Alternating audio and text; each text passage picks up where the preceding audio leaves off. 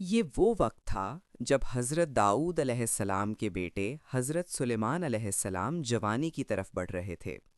حضرت سلیمان علیہ السلام بچپن سے ہی دانائی اور حکمت کے ساتھ پرورش پا رہے تھے۔ وہ اپنے والد حضرت داؤد علیہ السلام کے ساتھ رہ کر انصاف اور حکمرانی کی بہت سی باتیں سیکھتے تھے۔ ایک دن کچھ لوگ اپنا مسئلہ لے کر حضرت داؤد علیہ السلام کے پاس آئے۔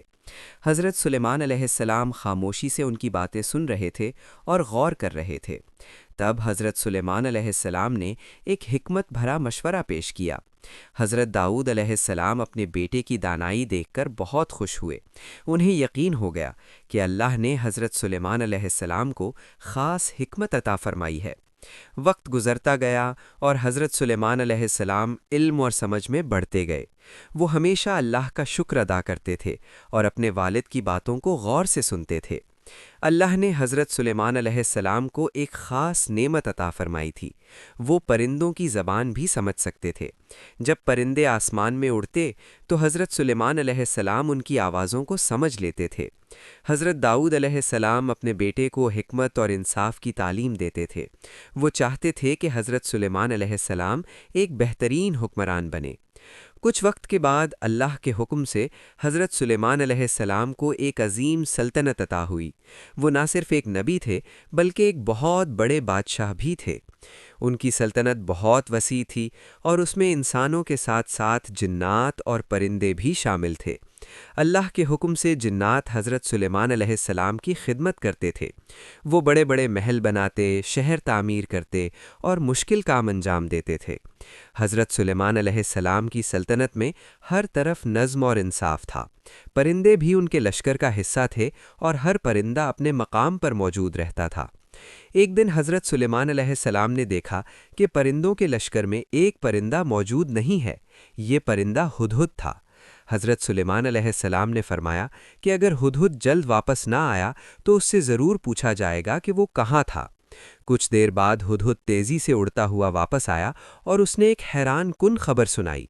اس نے بتایا کہ اس نے ایک دور دراز ملک دیکھا ہے جہاں ایک ملکہ حکومت کرتی ہے۔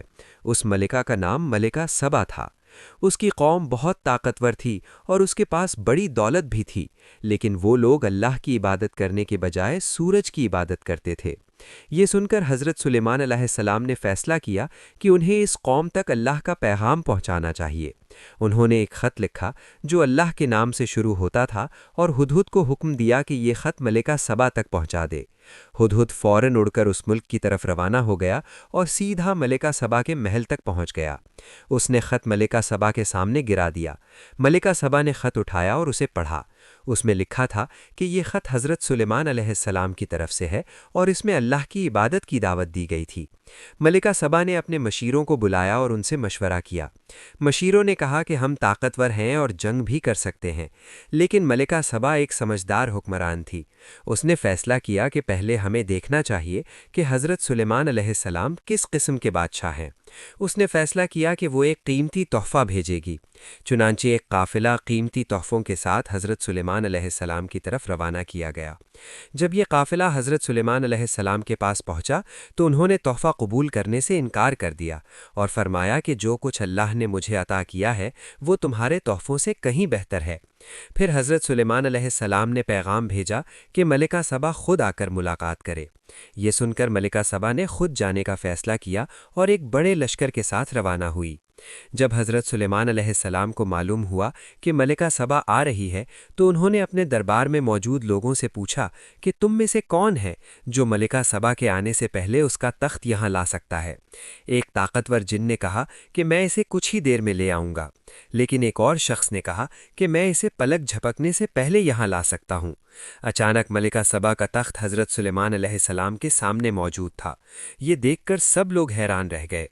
حضرت سلیمان علیہ السلام نے فرمایا کہ یہ سب اللہ کے فضل سے ہوا۔ جب ملکہ سبا محل میں داخل ہوئی تو اس نے ایک شاندار محل دیکھا جس کا فرش شیشے کا تھا۔ اسے لگا جیسے یہ پانی ہے، اس لیے اس نے اپنے کپڑے سمیٹ لیے۔